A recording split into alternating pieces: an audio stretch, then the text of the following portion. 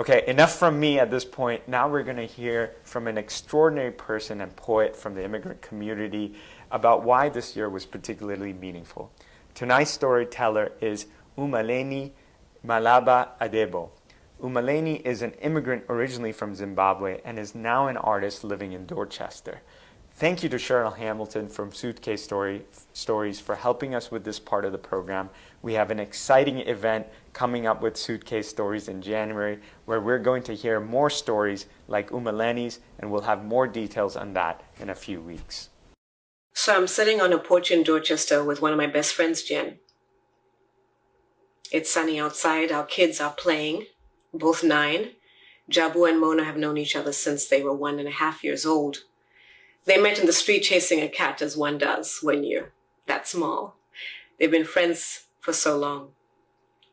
Mona's blonde and athletic, perfect for rock climbing and capoeira, something she and my son have done for years. It's great to see them this way. It's June 2020. It's been a really tough month. Heck, it's been a tough year. Jen and I are bartering mom stories. The endless Zoom meetings, the online school for kids, remote learning, the COVID, the rates climbing, global pandemic, the protests all across America and the world. Is just too much. My husband is an essential worker, making sure that other people can stay home, stay safe. He works in technology. And we can't even see our family, near or far.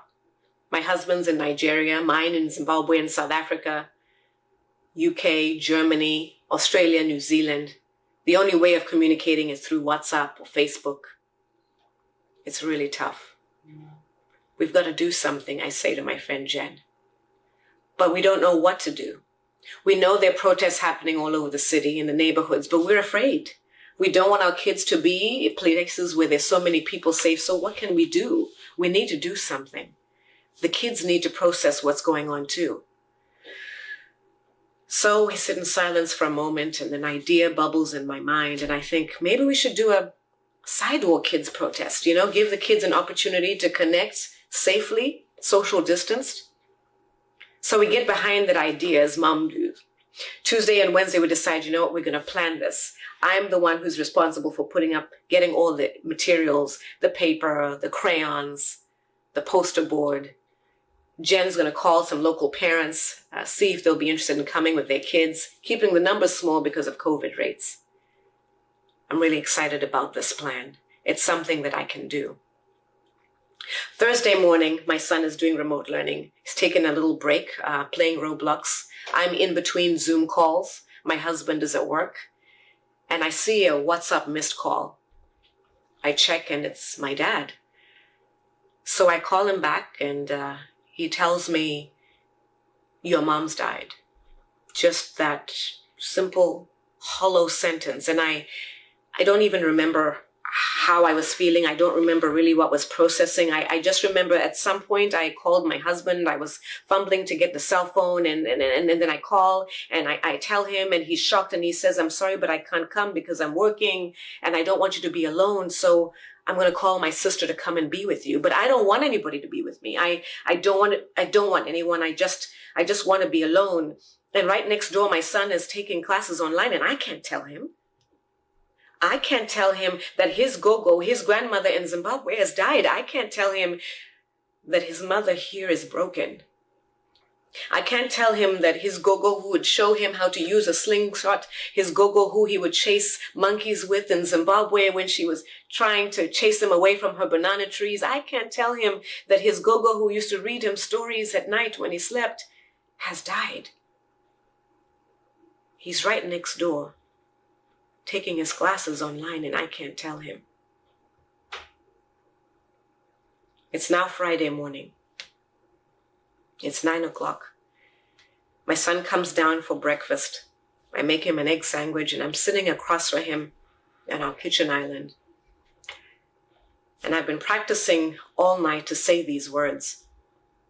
You know how Gogo was sick in Zimbabwe, that she had stage 4 cancer in her body and it was hurting her so bad?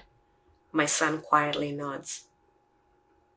I'm sorry to tell you, but Gogo passed away. She died yesterday, I say. My son comes around and we embrace, and I'm fighting back the tears, but my son rubs the small of my back and he says, Mommy, it's okay, just let it out, just let it out. That afternoon, it's 3 p.m. and Jen and Mona decide to come down because we're meeting folks for the Sidewalk Kids Protest. I go outside and I write Black Lives Matter, socially distant kids protest on the pavement. My son carries out posters that he made, We Love George, written in purple. He takes out some other things that we need for the sidewalk protest. He's getting excited his friends are coming soon. Mona and Jaibu almost hug and embrace, but we remember because it's COVID, they have to keep socially distanced.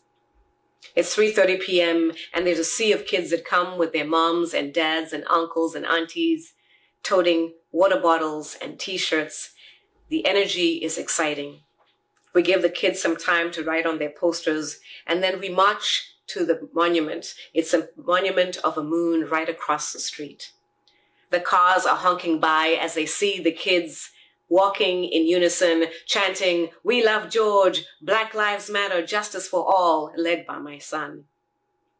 It's a beautiful sight to behold, but it's also painful to see that our kids have to be doing this, standing up for justice. But Jen has walked them through and we've talked to them about the importance of what they're doing.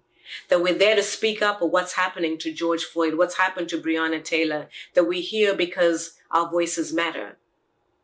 Because everybody needs to be safe. Because everybody needs to be heard. I march them back to the sidewalk where we are. We put our posters down and it's time for a snack. I go inside and I get a bowl of instruments. I want to help them to close out this event, this beautiful event that we created. I bring congas and shakers, and I'm about to lead them in a beautiful song, Hama Maoko, taught by my mother, because part of this is in honor of her, and in honor of Breonna Taylor, because this is also her birthday. We sing the song, the kids start playing. A few minutes later, a police car comes and parks right in front of us. There's sudden tension in the air. My friends Jen and Kama stand in between the police officers and myself. The kids scatter around to the back of the building. And once they do that, I overhear one of them say, I don't want to die today. I don't want to die today. A short while later, it turns out the police were there to help somebody. We tell the kids when they come back that we love them, that they're safe, that they're okay. Later that evening, I asked my son, so what did you think? How did you feel about the sidewalk protest? I know it was a really big day for you. My son says, I think Gogo would be proud that we did something. And for me, as a mother, all I wanted to really do was give my son back his power.